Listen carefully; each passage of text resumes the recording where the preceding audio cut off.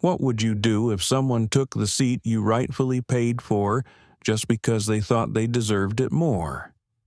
And what if the entire flight crew let it happen, not because of a mistake, but because of something unspoken, something disturbingly familiar to millions? She was calm, composed, powerful, but that didn't stop a wealthy white man from hijacking her first-class seat, nor did it stop the flight attendants from backing him until 5 minutes later. The plane was brought to a halt. Who is this woman, and why did her silent dignity spark a revolution that's now shaken the skies? Is justice always loud, or can it arrive quietly, wrapped in grace, with consequences far louder than any outburst?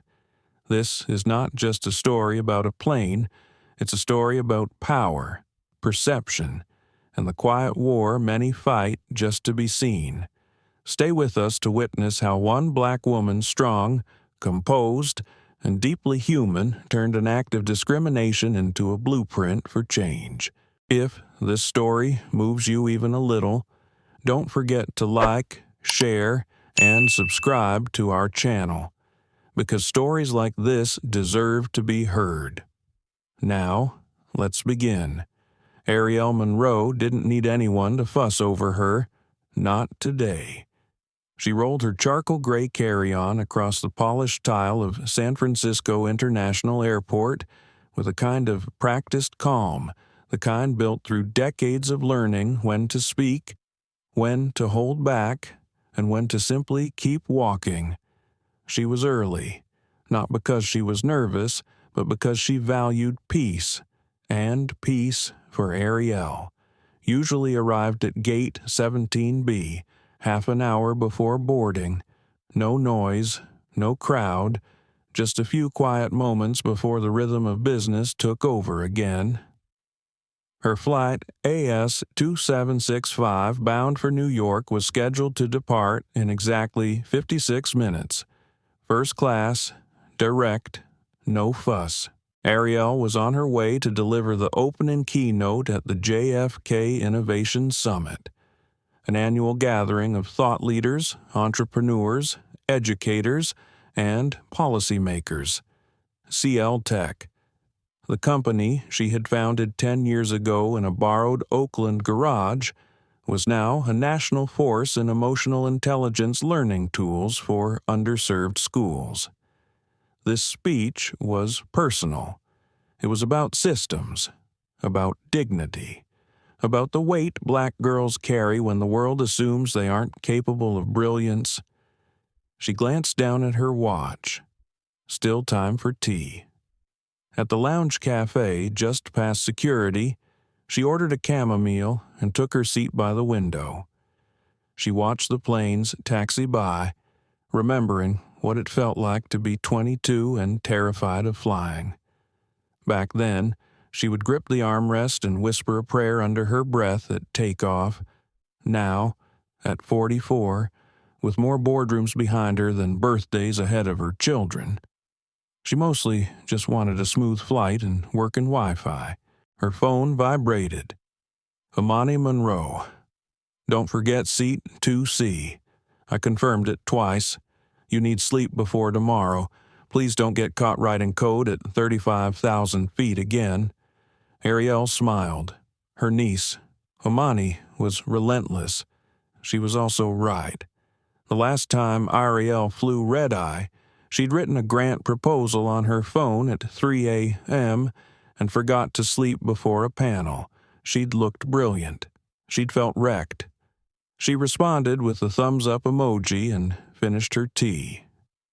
When the boarding call echoed through the terminal, Arielle stood and adjusted her black wool coat. Everything she wore was clean, simple, intentional. She believed in showing up with quiet excellence. First class boarded early. She moved with the group, not at the front, not at the back, just steady, composed.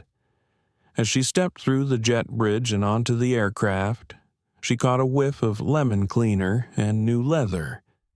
The cabin shimmered under soft overhead lighting, This was the part she always liked, the illusion of stillness before takeoff.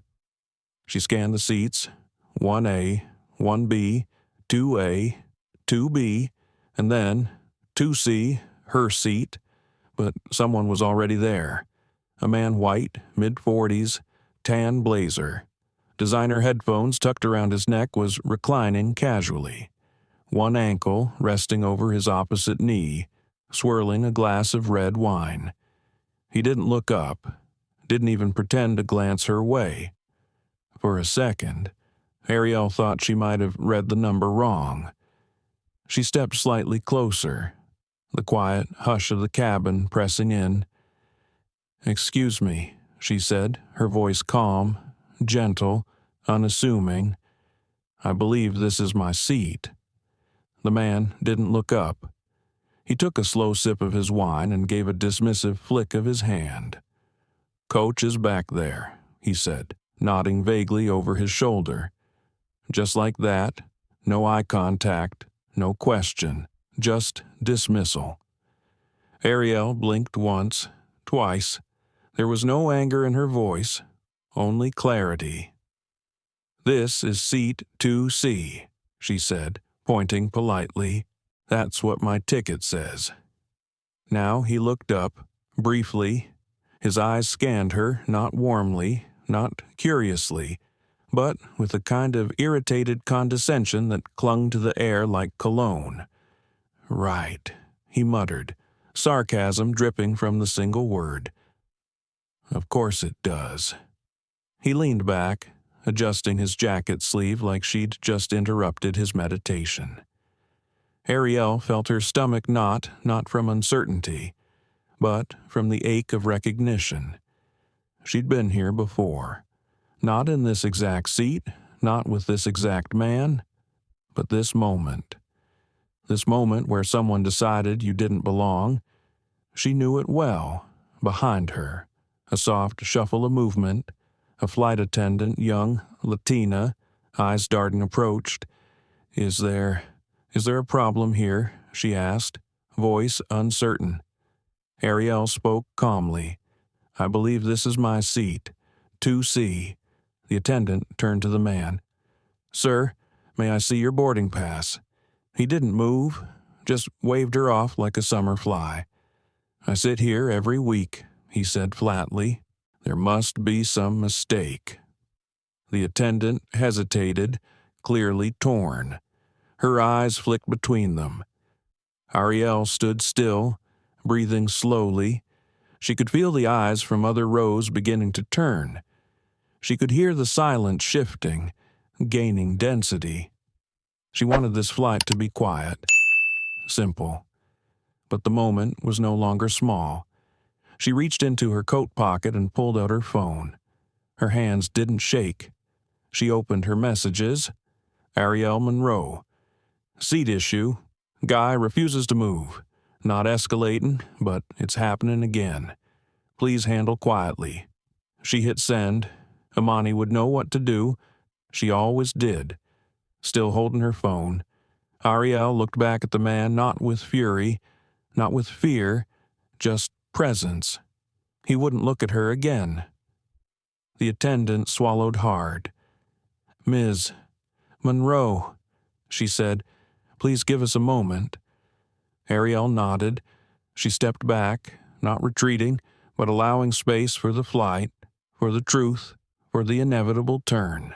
She stood beside the bulkhead wall as the tension in the cabin rippled quietly through whispers and glances.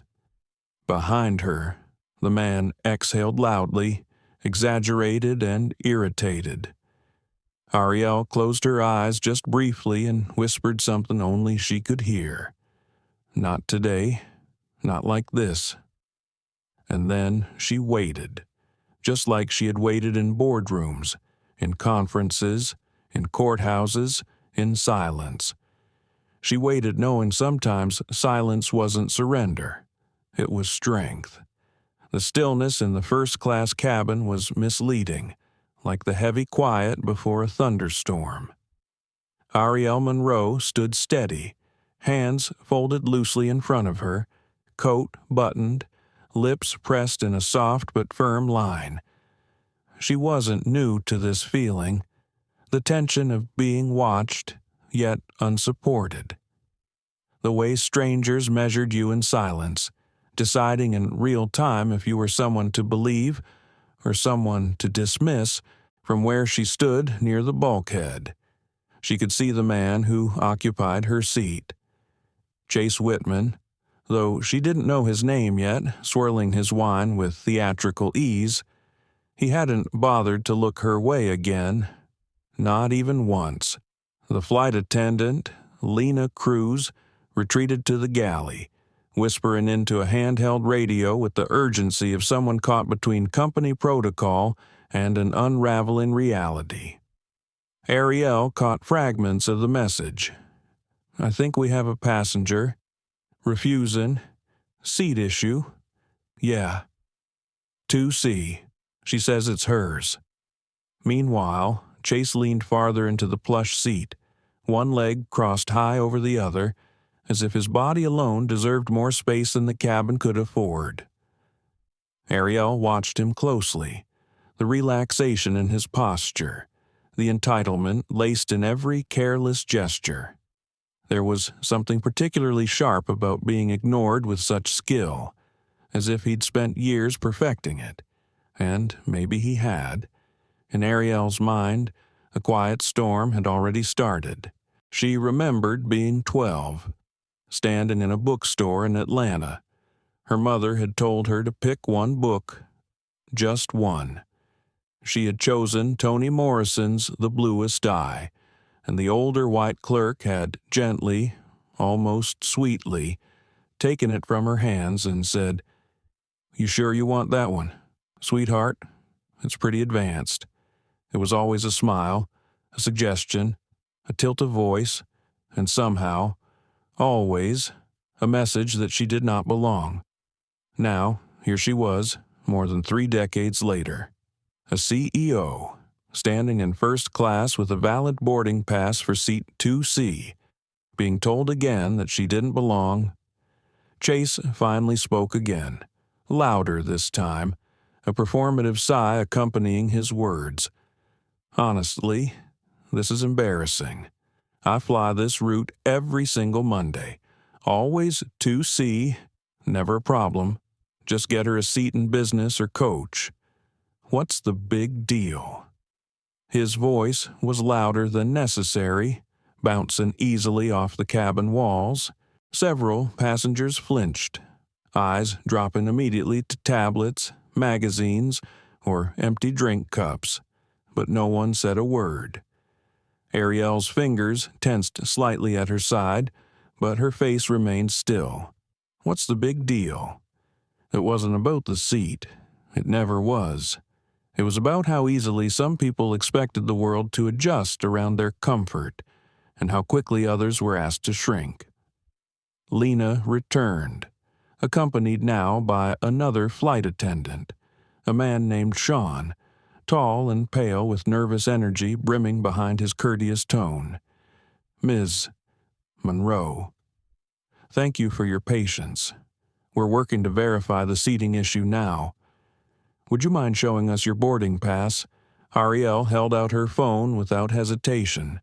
The screen was already pulled up. Seat 2C. Boarding Group 1. First class. Confirmed and paid days ago. Sean squinted at the screen, then at her, then back at the screen. He nodded slowly. "That's correct. Thank you." Then he turned toward Chase. "Sir, we'll need to see your boarding pass now as well." Chase didn't move. "I already told you," he said, voice clipped. "I sit here every week. I'm a Platinum Executive member. Your system probably just auto-assigned the seat twice. These things happen." Sean didn't waver, though his jaw visibly tightened. "I understand, sir, but we need to verify. The manifest only lists one passenger for seat 2C, and Ms. Monroe's information checks out." Chase finally turned his eyes toward Arielle, his first direct look since the exchange began. It wasn't curiosity. It wasn't even annoyance. It was disdain. There it was, naked and unapologetic. He exhaled loudly. Look, I don't want to make a scene. Let's just keep things smooth for everyone. All right, I'll deal with this later with the loyalty desk. Lena took a small step forward. Her voice trembled slightly. Sir, we can't take off until everyone is in their assigned seats. Arielle watched as Chase's expression morphed from annoyed to aggrieved. You people are unbelievable, he muttered under his breath, and Arielle heard it, clear as day. You people, not you as in one woman, but you as in everything he had already decided about her without needing a name or a reason. She folded her arms across her chest, a gesture not of defense but of quiet protection. Her breath was steady, her spine tall. She was not going to sit anywhere else. Sean and Lena exchanged another glance. We've called the captain, Sean said, quieter now. He'll be out shortly. There was a murmur in the rows behind her. A man in 3A leaned forward, stage whispered to his partner. Is this really happening? His partner shook her head, lips tight.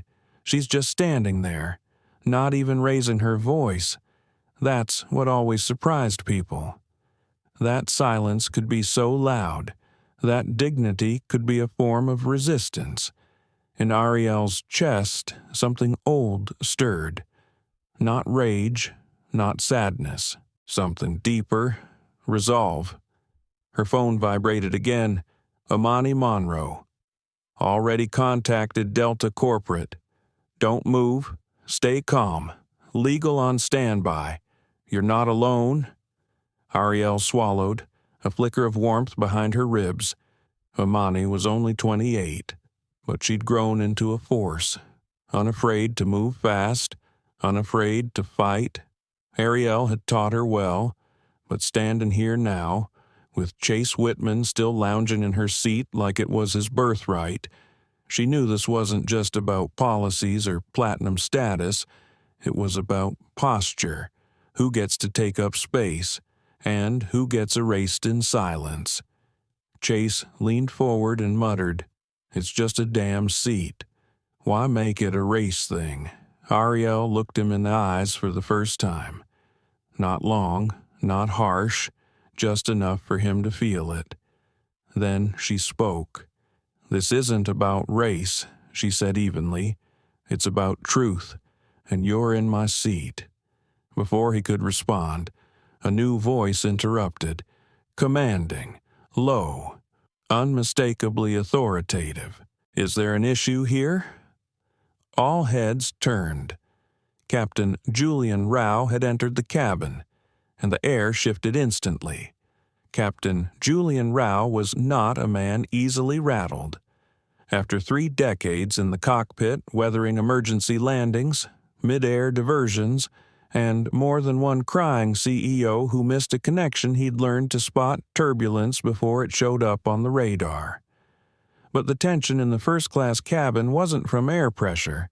It was the kind that seeped into quiet spaces and rewrote what should have been a routine takeoff. He walked in with calm precision, hat tucked under his arm, salt and pepper hair neatly combed, eyes scanning the situation like a field commander assessing a standstill. He looked first to Sean and Lena, both stiff and uncertain, then to Chase, still reclining in 2C, and finally to Arielle. Julian hadn't yet spoken to her, but he recognized something in her presence. She wasn't angry, not outwardly. She wasn't causing a scene, but she wasn't moving either. There was a quiet intensity in her posture, the kind that said, I've stood here before. I'm not the one who's going to blink. He addressed them all at once, keeping his voice low but firm. Let's make this simple. I need boarding passes from both of you, right now. Arielle handed hers over without hesitation. Chase, on the other hand, groaned and dug his phone from his blazer like he was being asked to surrender state secrets. Julian glanced at both. Then he raised a brow. "Mr. Whitman, your seat is 4D, not 2C. Chase scoffed. "That's not right. I always get 2C. Every week. I fly this route more than half your crew." Julian didn't raise his voice. He didn't need to. "And today, you were assigned 4D. That's your seat, and that's final." Chase leaned forward, voice lower now, trying to mask the edge creeping in. "Listen, Captain, no offense, but she's clearly escalating something that doesn't need to be escalated. I'm just saying, for the sake of the flight, let's not make this a political thing." Julian didn't move, but something behind his eyes hardened. "Mr. Whitman, stand up. Take your assigned seat, or we will deplane and remove you from this flight." The silence in the cabin was no longer passive. It pulsed with awareness. No one touched their coffee. No one adjusted their seatbelt. Chase stood up abruptly, nearly sloshing what was left of his wine. "This is ridiculous," he hissed as he grabbed his carry-on. "Some of us have real work to do." Julian stepped aside to let him pass, then turned to Arielle with a nod. She gave him the smallest smile. Not a victory, just recognition. She slid into seat 2C, finally, folding her coat carefully across her lap. Captain Rao turned to leave, but Arielle's voice stopped him. "Thank you, Captain, for handling that directly." He nodded again, slower this time. "Ma'am, it should have never reached me." Then he disappeared behind the curtain, returning to the cockpit. The moment should have ended there, but it didn't. 3 rows behind. A voice called out, not loudly, but enough for others to hear. She got what she wanted. "Huh." Arielle didn't turn around, but her chest tightened. Lena, still standing beside her, shifted uneasily. She wanted to say something. She just didn't know what. Her training had prepared her to de-escalate passengers, serve drinks, perform CPR. It hadn't prepared her to stand up when injustice wasn't loud, but quiet and coded. Arielle caught her hesitation. "It's okay," she said gently. "You don't have to say anything." But Lena's face crumpled slightly. "I should have," she whispered. "Sooner." Arielle just nodded. "It's not easy." She leaned back against the headrest, exhaling slowly. Outside. The jet began to roll back from the gate. Inside. She felt something inside her begin to shift.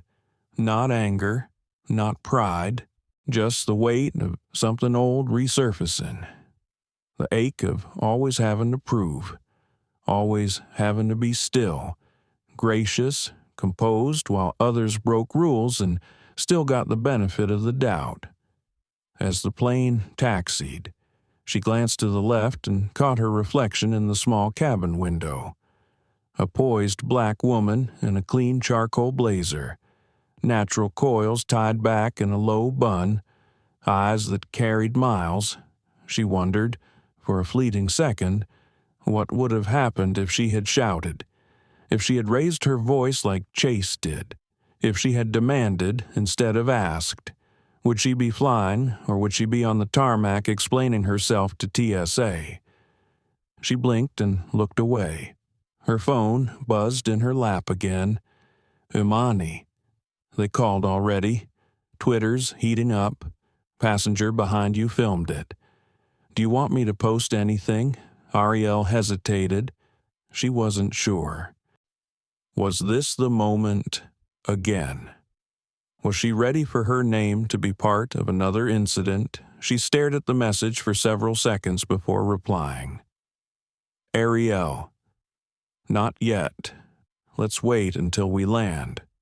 She needed to think, to breathe, to decide whether she wanted to make this public or let it go. She knew either choice would cost her something.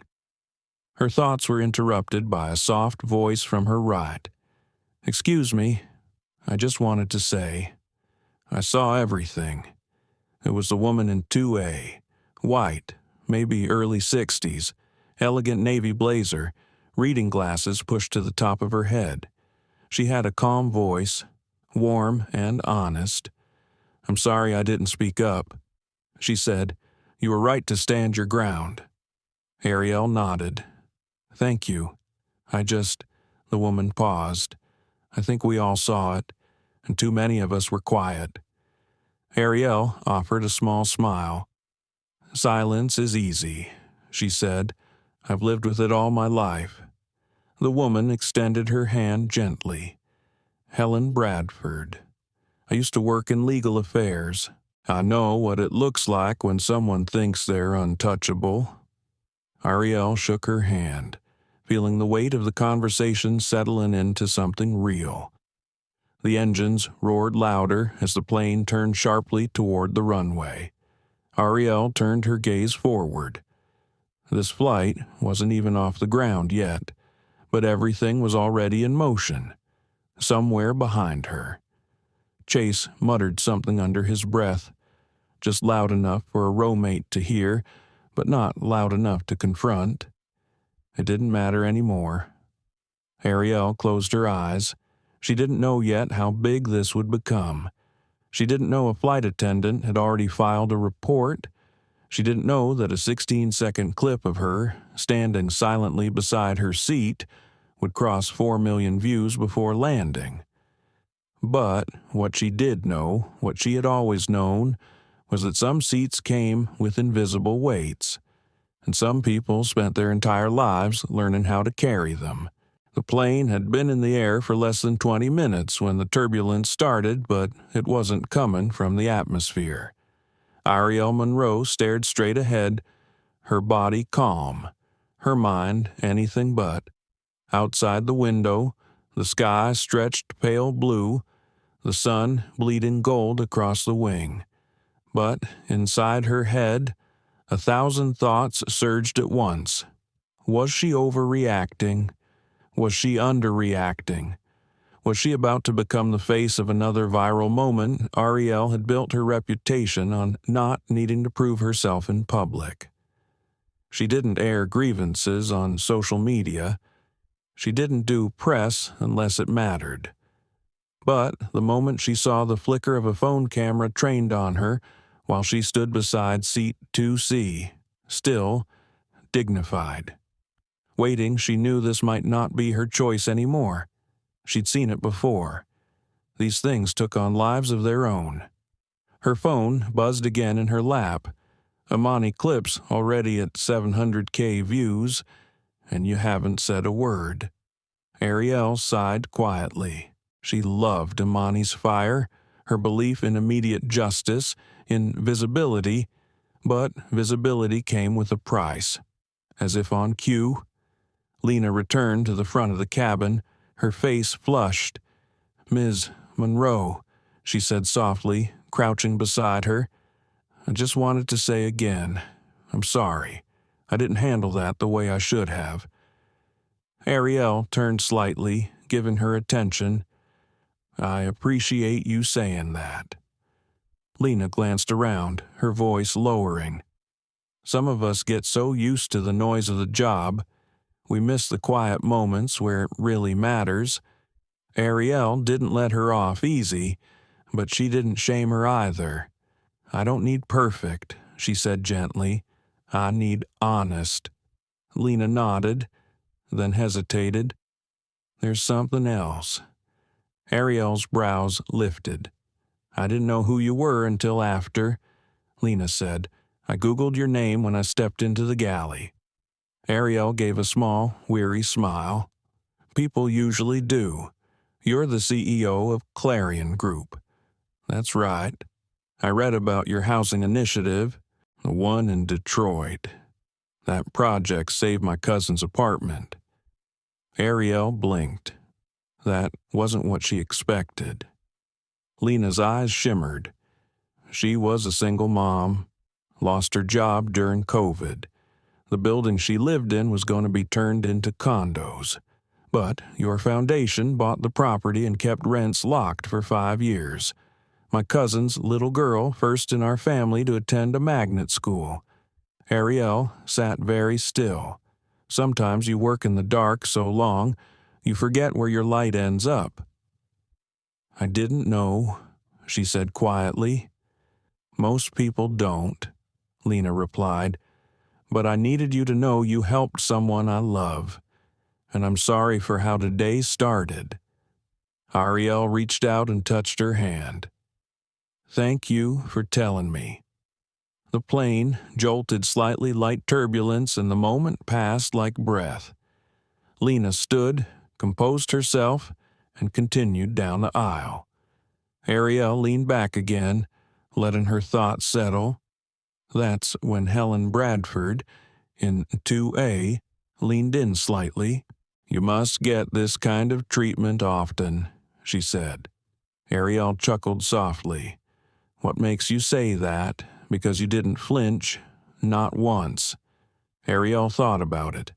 Thought about the conference rooms where she'd been mistaken for the assistant, the gala where she was handed someone else's coat, the bank meeting where a junior associate explained her own P&L summary to her slowly, with diagrams. I've been flinching for 30 years, Arielle said. I just learned how to do it without moving. Helen nodded slowly.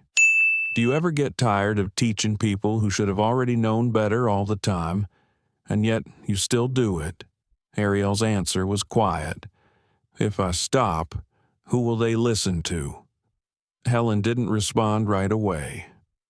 Then she asked, do you want to be the story or are you just tired of carrying it? Arielle didn't know how to answer that yet. Across the aisle, Chase Whitman was stewing in silence. He hadn't spoken since being relocated to 4D, but that didn't mean he was done. He scrolled through his phone, fingers tapping furiously, lips tight, emails, messages. He was calling in favors, clarifying narratives, preparing, just in case. He hadn't recognized Arielle's name at first. But once he did, it clicked. She was the woman who had turned down his firm's acquisition offer last year. Publicly. Embarrassingly. She had said Clarion would never align with the kind of executive culture that worships quarterly gains at the cost of human value. He hadn't forgotten it, and now she had embarrassed him on a plane. He would not let her win again. Excuse me. He barked to Sean, the other flight attendant. Sean approached, guarded. Yes, sir. I need to speak with the captain. Immediately. Sean blinked. The captain is currently flying the plane. Sir, tell him Chase Whitman needs a word. He knows who I am. Sean didn't flinch. I'll relay the message when it's appropriate. Chase sat back with a growl. Arielle didn't hear the exchange directly, but she felt the chill ripple behind her. She opened her laptop, hoping to distract herself with something real. Numbers, forecasts, anything that reminded her of structure, of control. But the notification popped up instantly. Trending now, Mach Seat 2C. The video clip had gone viral, again, but not just the confrontation. Someone had found her name, her title. The headline read, CEO denied her seat by executive passenger stays silent. Dignified. Another one, black woman. CEO calmly asserts her seat. Internet explodes in support. Arielle let out a slow breath. This wasn't the story she wanted, but it was the one she was in. She turned to Helen. I think I just became the face of another teachable moment. Helen gave her a rueful smile. You didn't choose the moment, but you chose the way you stood in it. Arielle closed her laptop softly, and then the intercom crackled. Ladies and gentlemen, this is Captain Rao.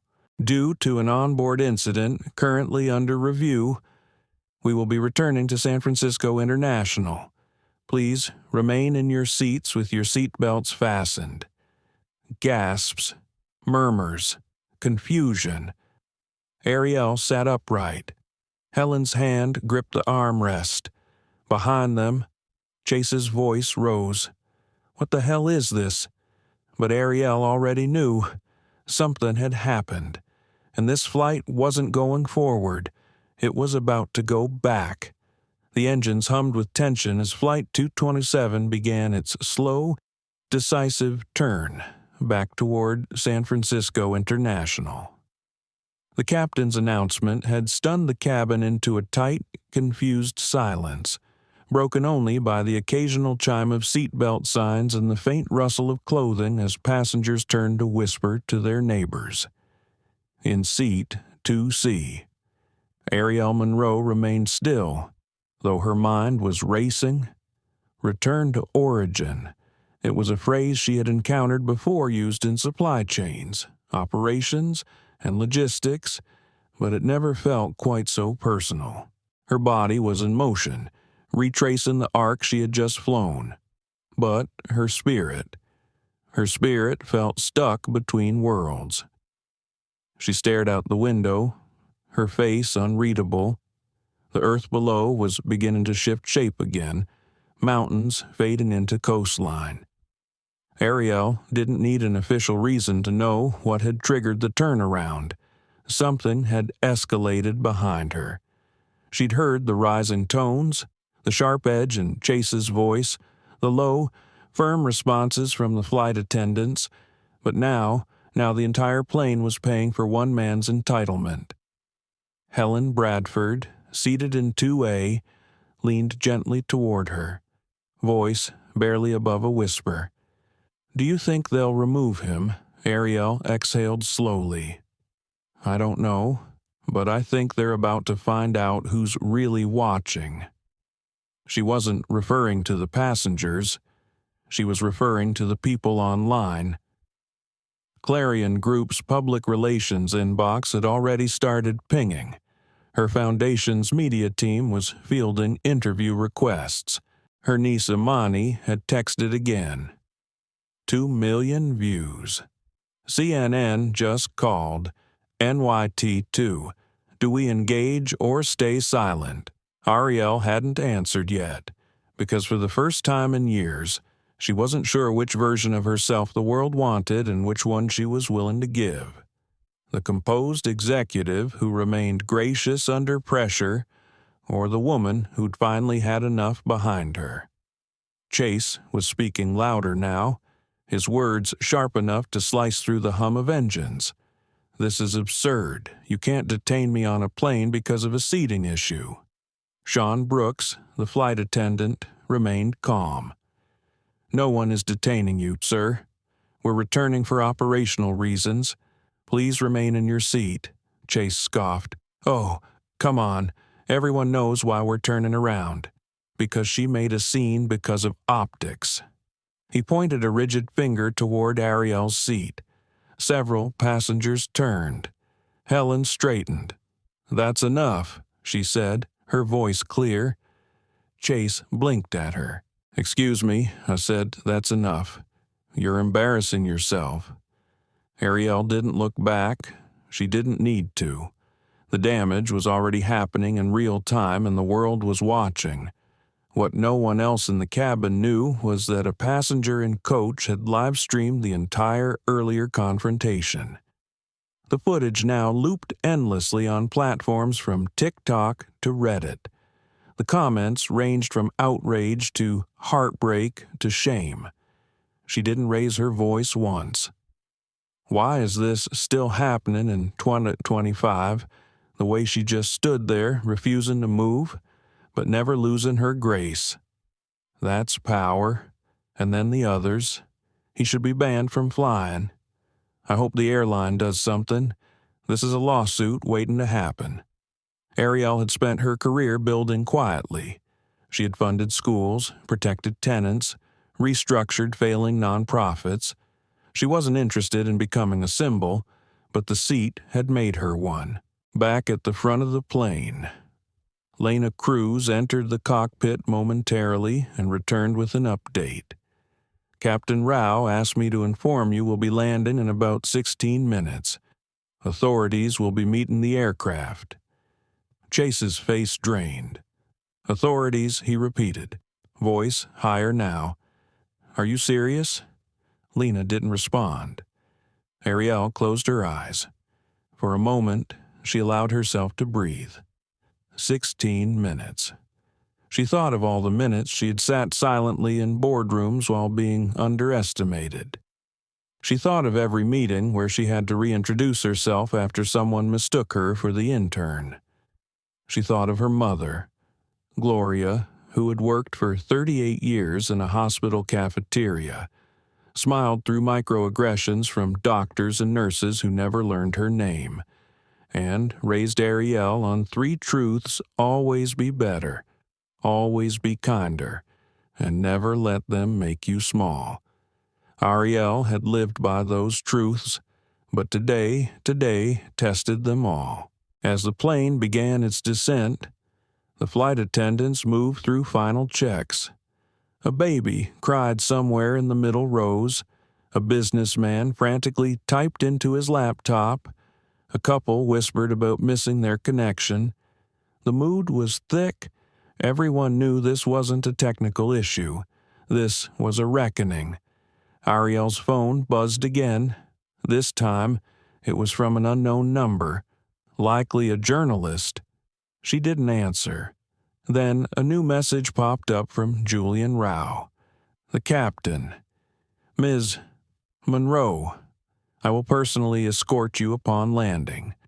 Please remain seated until I arrive. That surprised her.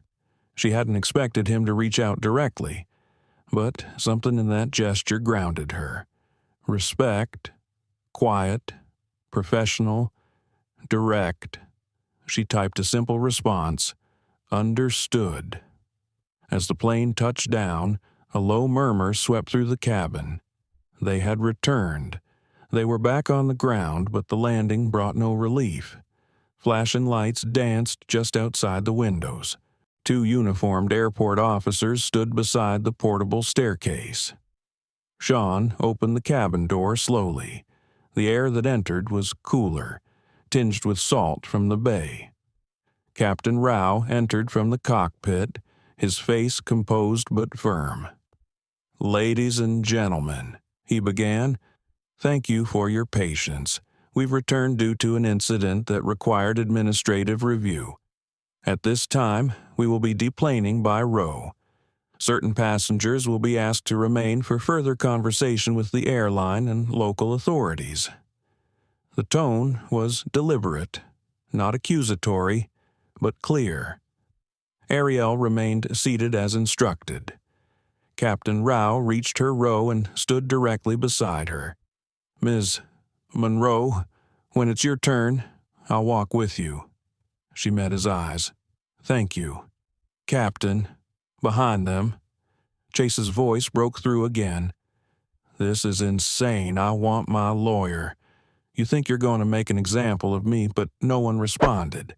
Passengers were now standing. Some looked down, some looked sideways. No one spoke in his defense. The captain turned to Chase. Mr. Whitman, please remain seated. You will be the last to deplane. Chase glared but obeyed. When it was Arielle's row's turn to exit, the captain offered her his arm. She hesitated only a moment before accepting it. Together, they stepped into the bright California light. An Arielle Monroe CEO, daughter of a cafeteria worker, quiet champion of thousands, walked down those steps not as a symbol, but as a storm. And the world below was waiting. The wind smelled like jet fuel and judgment as Arielle Monroe descended the aluminum staircase, her heels clicking softly against each step. Captain Rao remained at her side, steady and composed. The tarmac shimmered under the late morning sun, and 2 uniformed officers stood near the bottom, eyes forward, posture tense. Arielle had walked into hundreds of boardrooms in her life, some welcoming, some indifferent, some openly hostile. But this short walk from airplane to ground felt heavier than most corporate negotiations. The stakes weren't quarterly earnings or merger terms. The stakes were dignity, voice, truth. When she reached the ground, an airline representative with a clipboard approached. "Ms. Monroe, I'm Julia Weiss, Director of Passenger Relations. We'd like to escort you inside the executive terminal, somewhere quiet, comfortable." Arielle narrowed her eyes. Comfortable for whom Julia flinched, but kept her professional smile. "I just meant it's private. Press are already gathering outside the main terminal." Arielle gave a single nod. "Then let's move. Inside the terminal." The mood was surreal. The walls were glass, but the room felt like a bubble, a thick, muffled silence. One of the officers offered her a bottle of water. She declined. "Are you detaining me?" she asked. "No, ma'am," said Officer Patel, a kind-eyed man who looked no older than 35. "We're just making sure everything stays peaceful until statements are taken. You're not under any kind of investigation." Arielle folded her arms. "Then may I make a call?" "Of course." She pulled out her phone and dialed. One ring, two, then the familiar voice of her attorney. Renata Miles came on the line. "Arielle, already saw it. I figured. They're panicking. The airline's PR team is working overtime. You want me to release a statement?" "No," Arielle said. "Not yet. Just be ready." Renata hesitated. "Are you okay?" Arielle paused, glancing at her reflection in the glass. "I'm calm, but I'm tired. I know. Love, I know." She ended the call just as Julia returned with a tablet. "The COO of Silverwind Airlines would like to speak with you. He's on video." Arielle raised an eyebrow. "Of course he is." The screen flickered to life, revealing a salt-and-pepper-haired man in a crisp navy suit and a tie that looked like it had been chosen by a committee. "Ms. Monroe," he began, "I'm Russell Kerrigan, Chief Operating Officer. Let me first say how deeply sorry I am for the events aboard Flight 237. We're conducting an immediate internal review and have placed the crew under administrative evaluation." Arielle didn't blink, including the captain. Russell paused. "No." Captain Rao acted with integrity. "Then start your apology there. He deserves it." Russell nodded, duly noted. "We would also like to offer you a private jet, at no cost, to continue your journey. No press, no delays." Arielle stared into the screen. "I don't need a jet. I needed my seat, the one I paid for, the one you allowed to be taken." He shifted slightly. "We understand this is a serious incident, and we're taking steps to ensure this never happens again." She leaned forward. "Are you—" He faltered. "Excuse me. Are you taking steps to fix your systems, or are you just trying to stop the bleeding?" Russell's smile wavered. "We're committed to equity. Commitment isn't demonstrated in memos and mission statements," she interrupted. "It's shown in moments like today. When a black woman, your customer, was asked to stand so a white man could sit, and no one stopped it until the plane was already in the air." Silence. "I don't want a jet." She continued. "I want accountability." Before he could respond, she closed the video call. Julia looked visibly unsettled. "Should I—" "No," Arielle said. "You shouldn't." Back on the tarmac, passengers were being led off the plane one row at a time. Chase Whitman came out last, flanked by two officials and his visibly shaken assistant, Trey. The cameras snapped furiously from the airport's press area, despite security trying to hold them back. As Chase reached the same terminal, he spotted Arielle through the glass wall. For a moment, he hesitated. Then, in a move no one expected, he adjusted his blazer and marched inside. "You?" he said, as if he'd been rehearsing his opening line. "This is all your fault." Arielle didn't stand. She didn't need to. Chase kept going. "You weaponized identity. That's what this is. I've seen your type turning every small inconvenience into a platform." Julia stepped forward. "Mr. Whitman." "Please." Arielle raised a hand, silencing her. She looked up at Chase, voice level. "Tell me, Mr. Whitman, what part of standing up for myself do you consider a weapon?" Chase laughed bitterly. "You know exactly what you did. You let the world paint me as a villain over a seat." "No," Arielle said. "You did that when you assumed yours mattered more than mine." He took a step closer, lowering his voice. "You don't know who I am." Arielle stood then, calmly, slowly. "Actually, I do. You're the man who can't stand losing his seat to someone who doesn't look like him." The room held its breath. Chase opened his mouth, then closed it again. Trey touched his arm. "Sir, we should go." For once, Chase didn't argue. He turned and walked out, jaw clenched.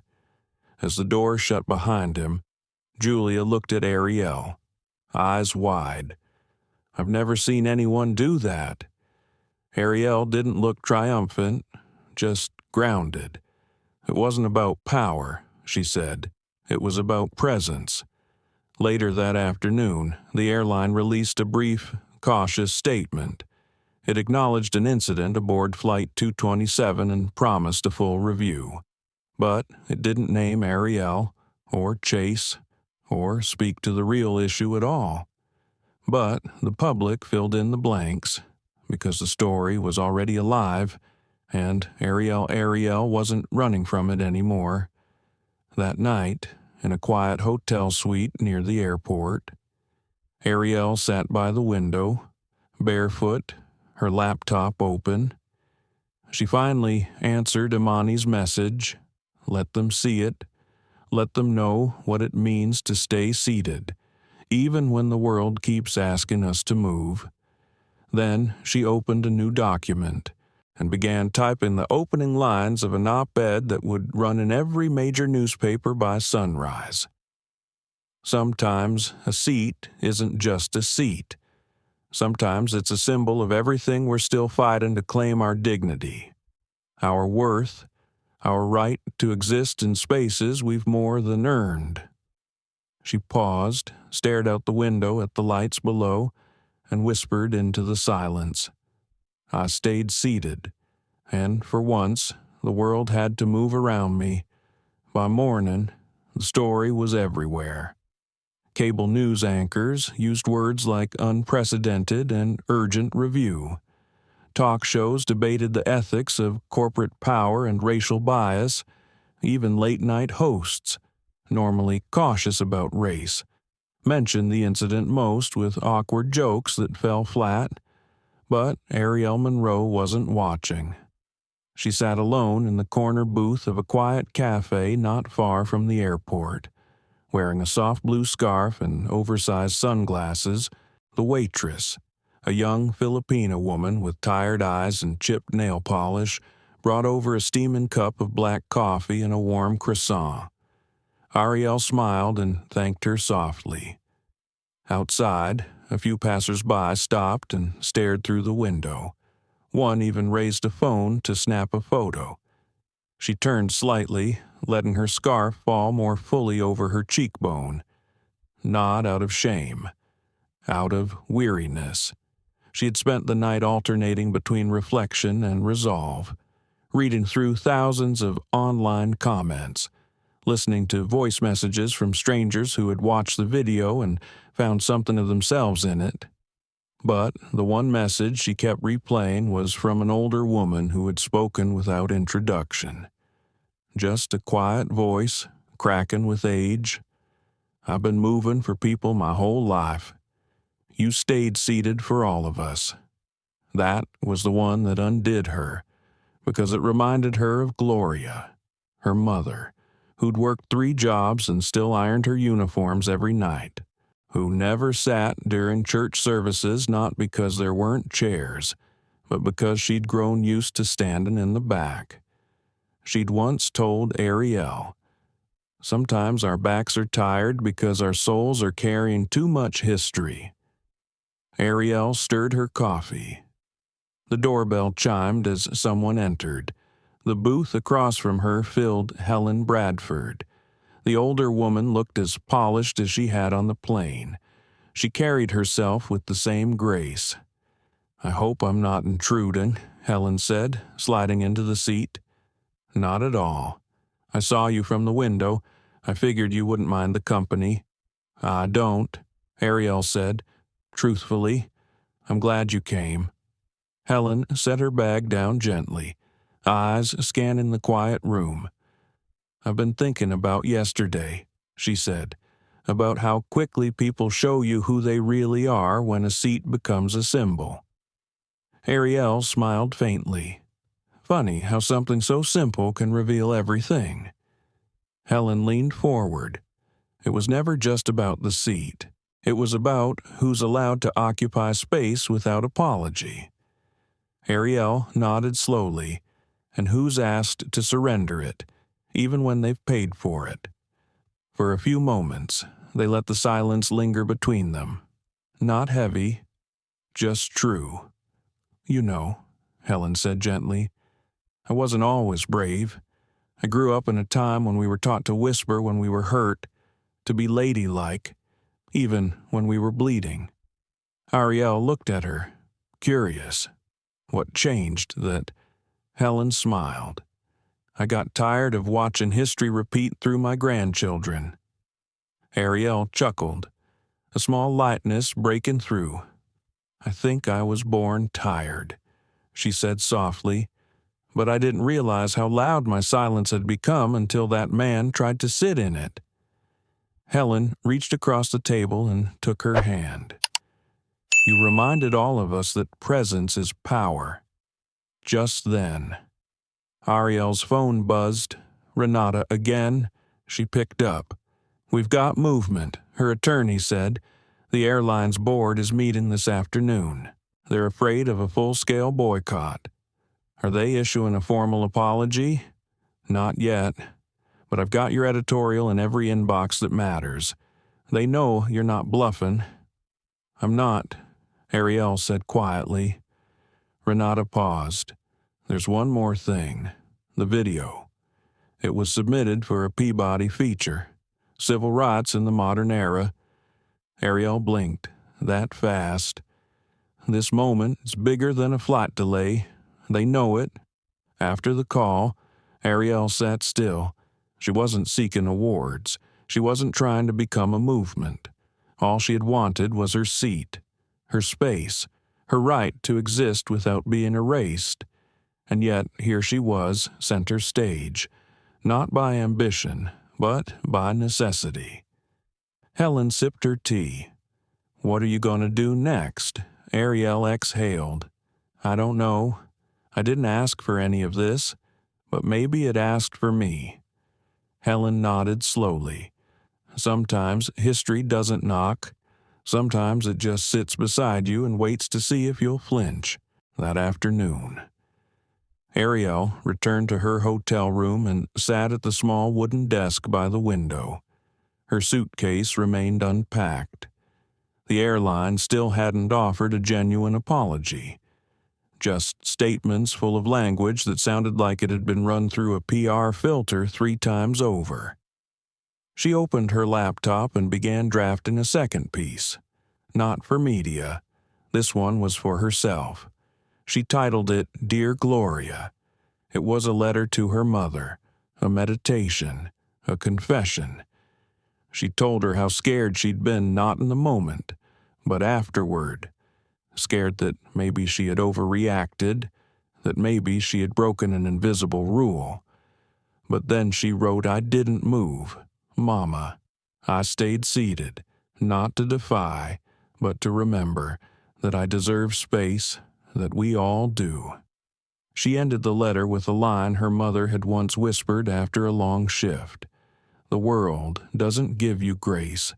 Baby, you bring your own." As she saved the file, another message came through. This one was from someone she hadn't spoken to in 12 years. His name was Malcolm Rhodes, an old mentor, the man who had first recruited her into Clarion Group, a tall, thoughtful executive who had retired early after losing his wife. He had always believed in her, and she had always wondered why he disappeared from her life so abruptly. His message was simple. "I saw the video. You didn't just reclaim your seat. Arielle, you reclaimed the story." She stared at the message for a long time, then typed back, "Where have you been all this time?" A reply came a moment later, hiding. Like most men who had too much power and didn't know how to use it right. She sat with that. The world was full of people who had once chosen silence over service, fear over presence, but now something was shifting. And maybe, just maybe, it had started with one woman who refused to move. The conference room on the top floor of the Silver Wind Airlines headquarters was colder than it needed to be. Not in temperature, but in tone. Frosted glass walls, steel gray chairs, a single oblong table stretching like a spine through the space. The kind of room where difficult decisions wore polite smiles and uncomfortable truths got rewritten into footnotes. Arielle Monroe sat at the far end of the table, perfectly still. Her navy blazer was crisp, her blouse soft white silk, no scarf, no sunglasses this time, just her eyes direct, unwavering. Across from her sat 7 board members, each with a leather folio in front of them. Some avoided her gaze. One man was tapping a pen nervously against the wood. Another, a woman with shoulder-length auburn hair, watched Arielle closely. Curious, but unreadable. At the center of it all stood Russell Kerrigan, the COO who had tried to contain the situation with empty gestures and crisis management jargon. But he looked different now, smaller, less sure of himself. "Ms. Monroe," Russell began, "we appreciate you accepting our invitation to speak today. This board understands that Flight 227 has become more than a public relations issue." Arielle leaned forward just slightly. "It's not a public relations issue, Mr. Kerrigan. It's a values issue." One of the older board members cleared his throat. "With all due respect, Ms. Monroe, there are policies in place, crew discretion during boarding, in-flight seating changes due to security." "There was no security threat," Arielle said calmly, "only a threat to someone's ego, and you backed him." The room quieted. The auburn-haired woman finally spoke. "I'm Naomi Linwood. I've been on this board for 7 years. I want to be clear, what happened to you was unacceptable. But we are also responsible for protecting the company's financial interests." Arielle's voice remained level. "Then protect them. By standing for something." Naomi blinked. "Could you clarify what you're asking for?" "Exactly." Arielle reached into her leather tote and pulled out a printed document. She slid it across the table. "This is what accountability looks like." Russell picked it up and scanned the first page. His eyebrows twitched. "You want full termination of the flight crew?" Arielle replied, "I want reform. But I want it publicly, transparently, and with measurable timelines. She nodded to the paper, a formal apology, not a sanitized press release. Real diversity audits, not the ones you self-certify every quarter. A third-party civil rights partner to oversee training and policy updates. And I want Chase Whitman banned from flying with your airline for the next 5 years. Naomi's eyes widened slightly. Russell set the paper down. You're making demands that go beyond this incident. No, Arielle said. I'm using this incident to show you the cracks that have always been there. The pen tapper stopped, his hand frozen mid-fidget. The older man who had tried to interrupt earlier now looked decidedly uncomfortable. Naomi exhaled. These are significant asks. They're minimal, Arielle countered. Compared to the harm already done, she stood up then, slow and graceful. You invited me here for resolution. This is mine. Russell glanced around the table. For the first time in his long career, he saw that silence was no longer safety. It was complicity. I'll need to discuss this with legal. I'm sure you will. Arielle replied, and while you do, know this, I'm not going to shout, I'm not going to beg, but I will not disappear. Naomi nodded slowly. We'll reconvene in 48 hours. I'll be expecting a response. Arielle turned to leave, then paused at the door. One more thing. They all looked up. If you're wondering why this matters so much, it's because I'm not just asking for a seat. I'm asking you to stop pretending the plane isn't tilted. She walked out without waiting for a reply. Outside, the city hummed with its usual impatience. Cars darted between lanes. Pedestrians moved in unbothered clusters. But inside her, something had shifted. She called Renata. They listened. Arielle said, not sure if they heard me, but they listened. Renata whistled. You dropped a 12-point civil rights proposal on a Fortune 500 board. I'd say that's more than being heard. I just don't want it to die in committee. It won't. Not with the eyes of the country on them. Arielle walked along the edge of the sidewalk, letting her fingers trail the wrought iron fence lining the corporate plaza. Her steps were slow, measured. You know, she said softly, when I was a kid, I used to get in trouble for asking too many questions in class. Renata laughed. I'm not surprised. My teachers called it disruption. My mother called it curiosity. And now it's justice. They hung up, across town, in a modest brownstone with ivy-covered bricks.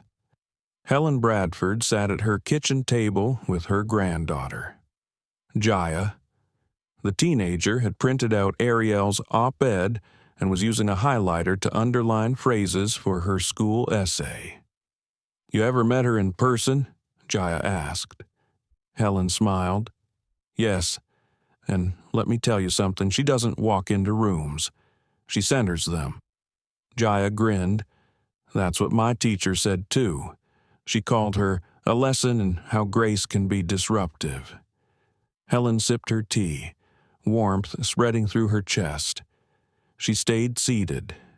Baby, she whispered, and the whole sky shifted. That night, Arielle sat on the edge of her hotel bed, scrolling through her inbox. There were speaking invitations, interview requests, partnership pitches, and one surprisingly tender email from a single father in Seattle who wrote, My daughter watched your video with me. She's 9. She asked why the lady had to fight just to stay where she belonged. I didn't have a good answer, but thank you for showing her what strength looks like. Arielle didn't reply. Not yet. Some messages didn't require words, just witness. As the room dimmed, she finally allowed herself a breath that reached her spine, a deep, anchoring breath. The next 48 hours would be telling, but for now, just for this moment, she rested in the truth that she had stood firm, not with noise, but with clarity, not to escalate, but to reveal, because the seat was never just about position. It was always about permission, and she no longer needed anyone's. The next morning, Arielle Monroe stood before the mirror in her hotel room. She had not slept much, but she looked rested, composed. Her hair was pulled into a smooth bun at the nape of her neck, and her charcoal gray suit fit like armor not to protect, but to remind. Today was not just a board meeting. It was a reckoning. The room had been changed. No longer behind closed doors, but in the company's public media auditorium. Streamed to internal employees across 3 continents. Silverwind Airlines, under immense scrutiny, had decided to move the conversation forward in view of its workforce and, unofficially, the world. As Arielle stepped out of the elevator onto the 50th floor, employees lining the hallway went still. Some offered small nods of support. Others avoided her eyes, unsure whether to cheer or retreat. One young black man in a ground crew uniform whispered, "Thank you," as she passed. She didn't break stride, but inside, her chest tightened with something like grief and something like hope. When she entered the auditorium, the board members were already seated on the stage behind a curved glass table. In front of them, dozens of Silverwind employees filled the audience: flight attendants, desk agents, technicians, analysts, pilots, all in uniform. The moment Arielle stepped up to the podium, there was a hush. She looked out across the room, then directly into the camera lens broadcast into the company's internal network. Her voice was soft but firm. "My name is Arielle Monroe. I'm not an employee of Silverwind Airlines. I'm not your stakeholder or investor. But I am, today, your mirror." She let that breathe. What happened to me on Flight 227 is not new. It is not isolated. And it is not about one seat. Whispers murmured through the back rows. It's about what that seat represented: power, race, gender, entitlement, and silence. Too many people saw a black woman in a position of ease and assumed she didn't belong. Too many of you were taught that comfort comes with conditions. She held up the ticket from Flight 227, the corner crumpled. I paid for this. I boarded early. I followed protocol. And still, someone believed they could take what was mine and face no consequence. What's worse, the system around him agreed. Her gaze swept the board members. You allowed your staff to interpret discretion as permission to discriminate. There was a shift in the air. Some employees sat straighter. Others crossed their arms. A few began nodding slowly. Arielle continued, "I don't come here for revenge. I come with a proposal. One I submitted 2 days ago. One this board has now had time to review." She turned slightly, gesturing to Naomi Linwood, who gave a faint nod. "And I've been told this proposal will now be addressed publicly." Naomi stood, clearing her throat. "On behalf of Silverwind Airlines, we formally apologize to Ms. Monroe for the disrespect, humiliation, and injustice she endured aboard our aircraft. Our review confirms her account and exposes significant cultural and procedural failures in our operations." There was a stillness in the room. Naomi went on, "We will be implementing the following measures. Effective immediately, all in-flight seating discretion policies will require dual sign-off and video confirmation. A third-party audit of Silverwind's diversity and inclusion practices will begin next month, led by the Bryant Center for Civil Rights. New accountability channels will allow passengers to report racial or gender-based bias in real time. Arielle remained quiet, but her hands tightened around the podium edge. And, Naomi added, the passenger involved in the incident, Mr. Chase Whitman, has been permanently banned from Silverwind flights worldwide. A low ripple of reaction swept through the crowd. Some gasped, others clapped. Then something unexpected happened. A woman stood up in the fourth row, uniformed, early 40s, tightly coiled hair. "My name is Clara Rowe," she said, "and I was on flight 227. The board looked surprised. I was the crew member who brought the replacement meal. I didn't say anything that day. I just wanted to get through the shift." Her voice cracked. "But I've watched the video 20 times since then, and I hate the way I look in it.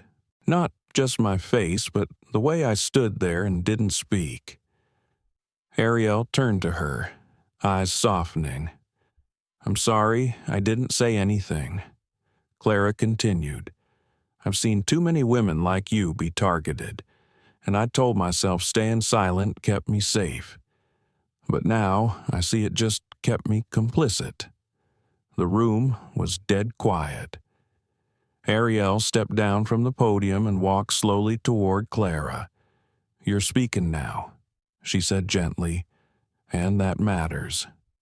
They stood for a moment, two women in different uniforms, now sharing the same voice. Applause broke out, hesitant at first, then growing louder. Not the performative kind, the real kind. Heavy, grateful, maybe even a little afraid, because it meant change had arrived. That evening, after the crowd had gone and the lights dimmed, Arielle sat on the empty auditorium steps. Renata joined her, heels in hand, smiling. "You did it?" she whispered. Arielle looked toward the stage, where the podium still stood. "No, we started it." She reached into her bag and pulled out her mother's favorite brooch, a small, silver hummingbird, delicate and fierce. "I've been wearing this in my pocket since the flight." Renata smiled. "To keep her with you," Arielle nodded. "She used to tell me, 'Don't fight to be invited, build the table.'" Renata rested her head against the back of the seat. "Well, this wasn't just a table, it was a runway. Outside the building, in the cool evening air." Helen Bradford and her granddaughter Jaya watched the live stream recording on Helen's phone. When it ended, Jaya whispered, "I want to be her when I grow up." Helen laughed softly. "You already are. Every time you speak up, every time you say, 'This isn't right,' you're stepping into her footsteps." Jaya wrapped her arms around her grandmother's waist. In a small town in Louisiana, an elderly man named Ernest Monroe sat alone in his living room, tissues in his hand. He had never understood his daughter's world of boardrooms and flights, but tonight he understood her heart. "Your mama would be proud," he said aloud, voice trembling. "Back in the city." Arielle stared out over the skyline. She didn't feel triumphant. Not exactly. She felt like a door had opened, one she could walk through without ducking, one where no one would question her presence. No flight attendants with nervous glances, no strangers making assumptions, just a seat. Her seat, as promised. By Thursday morning, the clip of Arielle Monroe walking off the Silverwind stage had racked up 12.4 million views. But numbers were not what she noticed. What she noticed were the emails.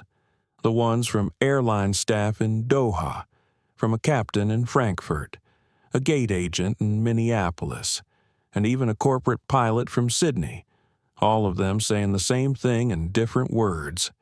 "I've seen this happen too many times. Thank you for standing up." She sat in the quiet lounge of her hotel. sunlight pooling over her table. No makeup today, just a gray sweater and jeans. She was Arielle, not Monroe Inc., just a woman trying to breathe after 5 days of storm weather. But storms, as she'd learned, don't just vanish. Her phone buzzed with a message from Naomi Linwood. Meeting moved to 3 p.m. Full executive council attending. Bring Renata. Arielle looked up, almost surprised by the immediate weight returning to her shoulders. She was tired, but this wasn't over.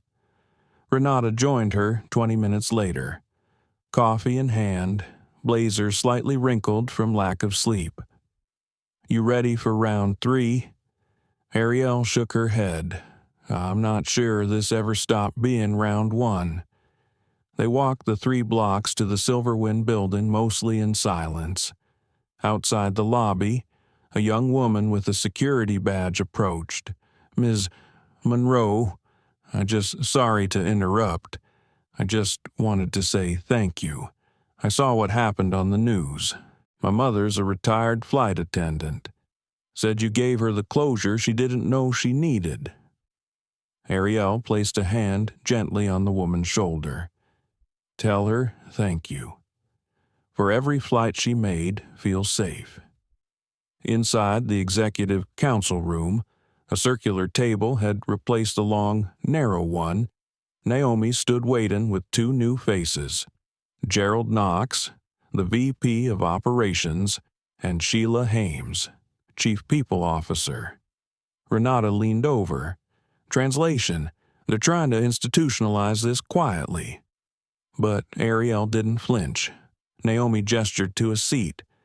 "Before we begin, I wanted to ask, how are you feeling today?"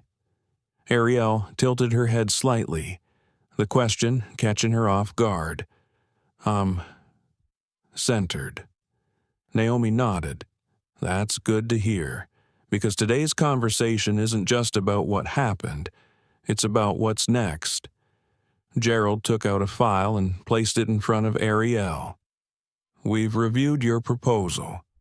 Line by line, it's aggressive, but it's sound," Sheila added, "and it speaks directly to the gaps we've ignored for too long." Arielle opened the file. The language was hers, her exact framework, nearly untouched. But what caught her breath wasn't the wording. It was the logo on the top right corner, the Monroe Standard, equity, integrity, altitude. Naomi spoke softly. "We want to implement this company-wide, but not as a reaction to bad press. We want this to become our identity." Arielle looked at her, searching for posturing, but there was none. She turned to Gerald. "You'd really rewire internal culture around a standard created by an outsider." "You're not an outsider anymore," he said. "You're the reason we're still in the air." Renata leaned forward. "Let's be clear. Implementation requires more than permission, it needs protection. Who's enforcing this once media attention fades?" Sheila didn't blink. "I am." And suddenly, Arielle saw something like the first time you look down from 30,000 feet and realize the cities aren't dots, they're stories. Every policy was a person, every delay a conversation, every seat taken, a seat someone else gave up. She breathed in slowly. "Then I have one condition." Everyone looked up. "This isn't a diversity initiative. This is a redesign of dignity. Don't bury it under HR. Let it stand in operations, in customer service, in command centers. Let it be seen."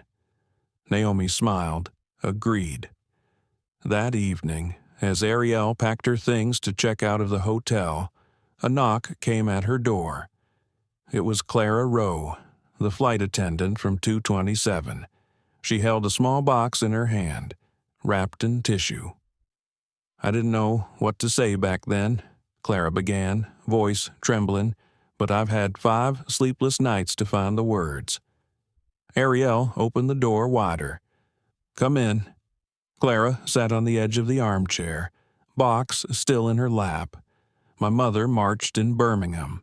She raised me to speak up. But that day on the plane, I let fear win. She looked down. "This is hers," she said, placing the box in Arielle's hands. She kept it all her life, said it reminded her to be bold.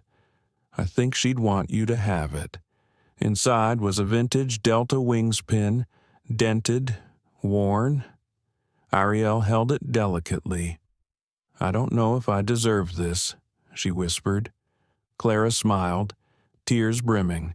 "You earned it. You made the sky honest again." Later, on her red-eye flight home, not Silverwind this time, but a small regional carrier, Arielle sat quietly by the window. The man beside her didn't speak. He glanced once, then back at his book. And that was fine. She didn't need anyone to see her anymore to feel visible. Midway through the flight, the pilot's voice came on overhead. "Ladies and gentlemen, we'd like to take a moment to acknowledge a special passenger tonight, Ms. Arielle Monroe." She blinked. "We've been following your journey. Ma'am, on behalf of the crew and passengers, thank you for reminding us what flying is supposed to mean." A round of applause broke out across the cabin. Not loud, not dramatic, just real. Arielle's chest tightened. Emotion thick in her throat. The attendant brought over a handwritten note from the pilot. "The air's cleaner because you stood up. We fly better because of you." As the plane broke through a thin layer of clouds, Arielle looked out at the deep midnight blue. This wasn't the end of the story. It was just the part where the turbulence cleared. 2 weeks had passed since the Silverwind Board adopted the Monroe Standard. Though the media storm had quieted, something else had begun. A slow, deliberate shift. Not in headlines, but in hallways. Not in press releases, but in the way people asked questions, in how policies were written, in the way uniforms were worn. Arielle Monroe hadn't just disrupted a flight. She had disturbed a system and somehow made it listen. That morning, she sat in her home office in Atlanta, the hum of her kettle soft in the background. Light streamed in through floor-length windows, catching the small collection of items she had placed deliberately on the bookshelf beside her desk. The vintage Delta Wings pin from Clara Rowe, her mother's silver hummingbird brooch, and now, front and center, the formal charter for the Monroe Standard signed, stamped, and already in effect at 3 major airlines. But it wasn't the victories that weighed most heavily on Arielle's mind. It was the letter she had received the night before, typed, unadorned, but it came from Chase Whitman. Yes, that Chase Whitman, the man who had taken her seat, publicly humiliated her, then disappeared behind privilege and silence. Renata had called immediately after reading it. "You don't owe him anything," she warned. "He's only reaching out because the tide turned." But Arielle wasn't so sure. People didn't change because they lost. They changed because they saw something different in the mirror and couldn't unsee it. She read the letter again. "Monroe, I've watched your interviews. I've read the coverage. I've sat in rooms where people spoke about you like you were an incident, not a person. The truth is, I didn't see you that day. Not really. I saw a problem in my way, a seat I believed I had more right to, and no one around me told me otherwise because they believed it too. I was raised in a house that taught power didn't need to ask permission. That confidence could be worn like entitlement. I've worn it all my life, but watching you, watching how you never shouted, never cursed, never bent, I realized something. You didn't just earn your seat. You held the door open behind you. I can't undo what I did. I won't ask you to forgive me. I just want you to know that I see it now. I see you. Chase Whitman. Arielle stared at the final words. They weren't enough, but they weren't nothing. At 11:00 a.m., she had a call with Helen Bradford. Since the incident, the retired teacher had become something of a digital advocate, using her following to highlight stories of quiet injustice, people like her late husband, who had been denied a loan 3 times despite spotless credit, or her sister, who had never made more than her male colleagues despite 3 promotions. Every time you spoke, you gave someone like me a spine, Helen said through the screen, a cup of tea in hand. We all carry things we think we have to swallow, but now I don't want to be quiet anymore. Arielle smiled, then don't. Helen chuckled. My granddaughter's applying for flight school. Told me she wants to fly planes that feel like home. Whatever that means, it means she's dreaming better, Arielle said, and safer. In the afternoon, Arielle met Naomi Linwood for lunch at a small cafe tucked beneath the bloomin' crepe myrtles in Midtown. They didn't talk shop at first, just about life, aging, the weight of always being the only one in a room. I've sat on this board for 7 years, Naomi confessed, and I've never seen them listen like they did that day. Arielle took a sip of her iced tea, because it wasn't about me. It was about what I represented. Naomi nodded. You're right. You were the face of every moment we dismissed because it didn't come with a lawsuit. They paused, watching a young black girl laugh with her father on the nearby sidewalk.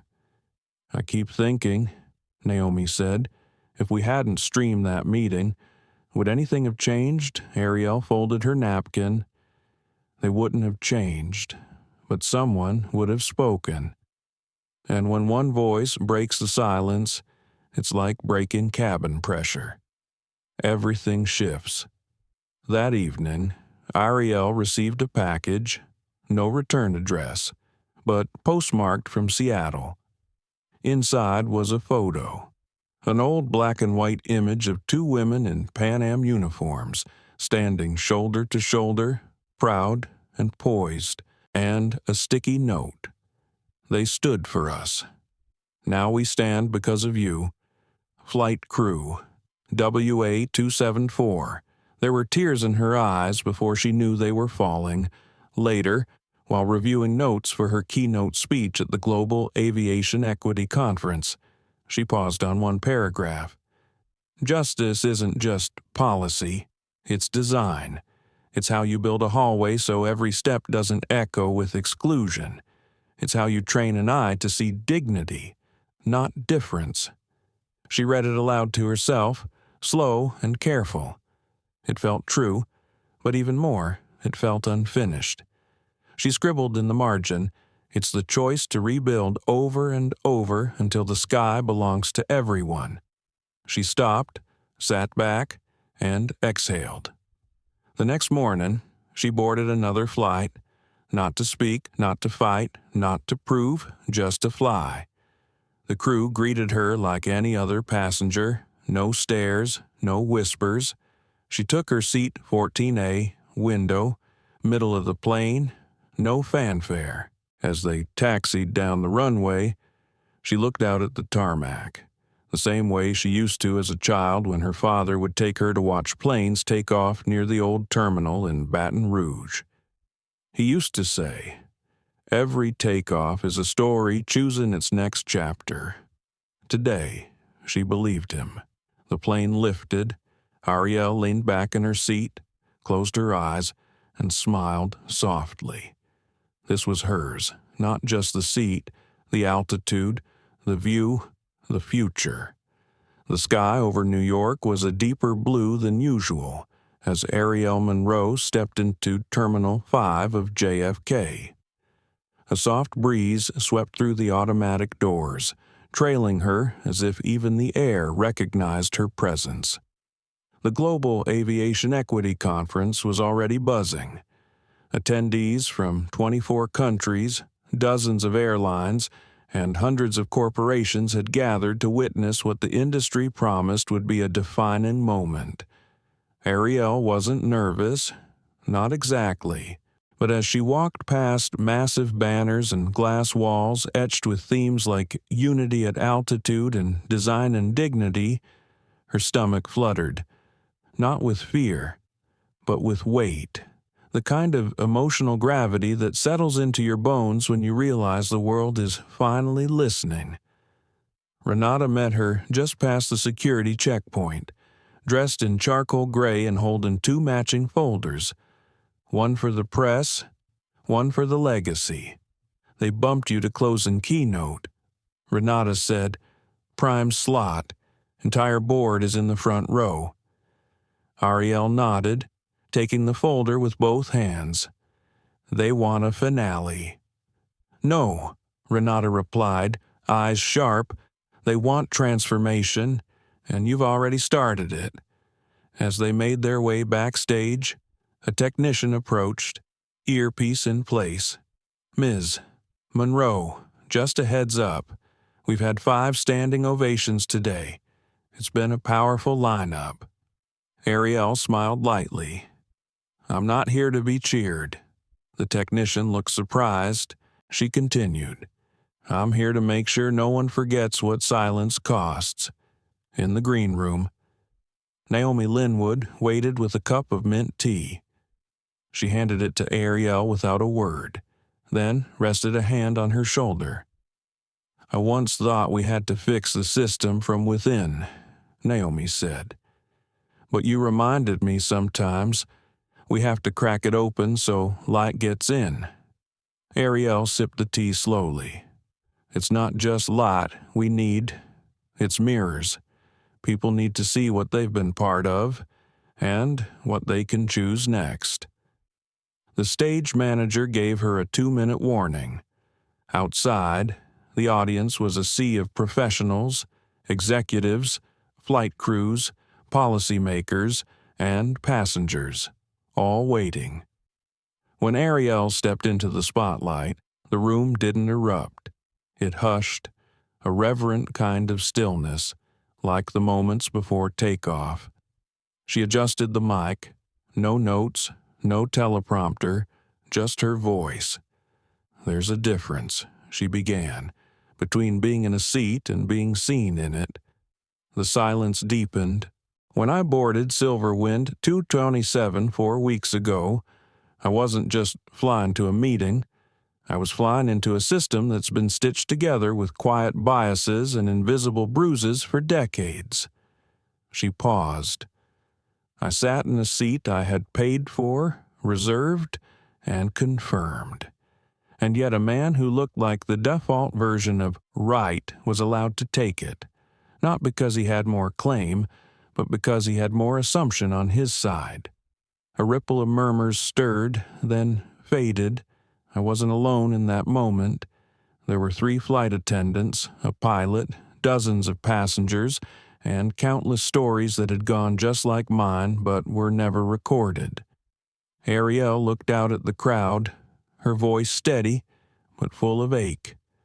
"What you saw in the video wasn't rage. It was the absence of shock. Because for many of us, black women, brown women, indigenous women, our dignity is negotiated in real time, every single day." A woman in the 4th row wiped her eyes. "I could have walked off that plane angry and broken, but instead, I walked out carrying something heavier than luggage." She placed her hand on her chest. "I carried the decision to change the altitude of this industry. Now." The crowd stirred. The Monroe Standard wasn't born out of vengeance. It was born out of vision. A vision that says policies are only as powerful as the people they protect. That systems must be rebuilt from the boarding gate to the boardroom. A voice from the back of the hall shouted, Say that again, laughter, warm and knowing, broke across the room. Arielle smiled. Then she stepped closer to the edge of the stage. You will not fix this with training videos, or statements, or performative promotions. You will fix this by asking hard questions when no one's watching, by stepping in when it's inconvenient, by remembering that dignity isn't a perk, it's a promise. Applause thundered, some stood, but she wasn't done. I want you to go back to your airports, your airlines, your offices, and ask yourselves who isn't seated yet, who keeps getting bumped down the list, who is still waiting for the system to see them. She paused again, scanning every row, and then I want you to build like their lives depend on it, because they do. When she finished, the entire auditorium rose. Not a dramatic frenzy, just a full-bodied, deeply felt standing ovation. She didn't bow, she didn't wave, she just stood there. Still, seen. Later that evening, Arielle sat alone in her hotel room, watching the skyline. She hadn't turned on the news. She didn't need to. The story wasn't in the broadcasts anymore. It was in the booking software being redesigned, in the seat reassignment protocol rewritten, in the young black girl named Kendra who emailed her from Houston saying, I saw what they did to you, and I told my mom I still want to be a pilot. And in the white man named Chase Whitman, who donated $500,000 to an equity scholarship fund with no press release and no strings attached. The sky hadn't changed, but it had been reclaimed. Her phone buzzed. It was Renata. You free for a nightcap downstairs? Arielle replied. Give me 10. She stood, grabbed her coat, and before she left, she pinned the old Delta wings onto her lapel, just above her heart, and smiled. Because now, she wasn't just flying. She was building runways for others. In just a few minutes, a flight turned into a battlefield of dignity and truth. Arielle Monroe didn't raise her voice. She didn't beg for respect. She simply stood in the truth of who she was and forced an entire system to confront its reflection. From whispered bias to institutional reform, her journey reminds us that silence can be a weapon or a mirror, and sometimes the most powerful change doesn't erupt in fire, it takes flight in grace. This wasn't just about a stolen seat. It was about every woman ever told she was too much or not enough, every black passenger ever doubted, dismissed, or delayed. It was about rewriting the unspoken rules, seat by seat, policy by policy, life by life. And now, we leave you with this. How many more stories like this go unseen? And what will you do the next time silence tries to steal someone's place? If this story made you feel something anger, love, hope, then help us keep telling them, like, share, subscribe, so that the next time someone's voice is ignored, ours will be louder, and together, we'll make sure no one ever has to fight just to be seen. We'll see you in the next story.